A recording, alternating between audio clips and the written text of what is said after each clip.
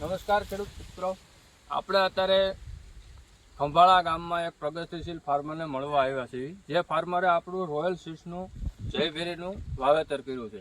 તો આપણે ફાર્મરના જ રિવ્યૂ લઈશું, ક્યારે એમને વાવેતર કરેલું છે અને કઈ રીતના આ વેરાયટીમાં એમને પરફોર્મન્સ જોવા મળ્યા છે.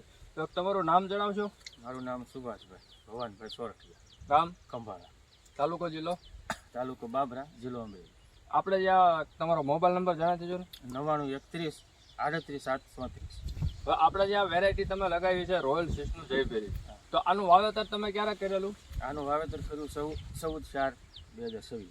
14/4/2026. એટલે અંદાજિત તો આપણે ગણવી તો લગભગ 120 દિવસ એનો કપાસ આપણો આ થઈ ગયેલો છે.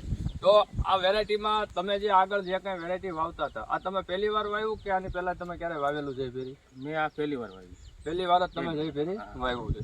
તો તમે જે વેરાયટી આગળ પહેલાના આગલા વર્ષે જે વાવેલી હતી એમાં અને આ વેરાયટીમાં તમને શું શું તફાવત જોવા મળ્યા? આમાં તફાવત એટલો જોવા મળ્યો કે જો આમાં જીંડવા બધા સિરીઝમાં છે. હા, એક તો પેલા પ્રથમમાં મારે આ 10 વર્ષથી હું વાવતો હતો બિયારણ, એમાં કોઈ છોડ વકરીને આટલો બધો લાંબો ઊંચો હાઈટમાં થતો નહોતો. તો અત્યારે છોડ હાઈટમાં થઈ ગયો છે અને છોડને જો કોઈ વાંધો નથી. પેલો તો મહત્વનો ફાયદો એ છે કે મારી જમીનમાં આવડો છોડ થયો મહત્વનો. ટૂંકમાં આગળની વેરાયટી જે કાંઈ તમે વાવતા હતા એની અંદર તમે આટલી જે હાઈટ તમને જે જયભેરીમાં અત્યારે જે જોવા મળી એટલી હાઈટ તમને જોવા મળી નથી. બીજા નંબરમાં જે ચૂસ્યા પ્રકારની જીવાતો જે કંઈ છે એમાં તમને બીજી વેરાયટી જે તમારે છે એની કરતા આમાં શું ફેર લાગે છે? ઘણો ફેર લાગે છે, કારણ કે આમાં તો દવા જો 8 દિવસને રાઉન્ડ છંટકાવ તો કરી વાળું છું, બરોબર, પણ કોઈ રોગ ઝાઝો જોવા મળતો નથી. પડખે કપાસ છે એની કરતા આમાં ઘણો ડિફરન્સ છે. પડખે જે ટૂંકમાં જે બીજો કપાસનું વાવેતર કરેલું છે એની કરતા આમાં રોગ જીવાતમાં બહુ આપણને સારું એવું ટૂંકમાં જોવા મળે છે કે આમાં એટલી બધી આવતી નથી.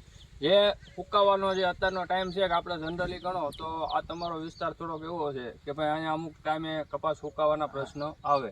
તો આ 120 દિવસનો કપાસ તમારો અત્યારે થઈ ચૂક્યો છે.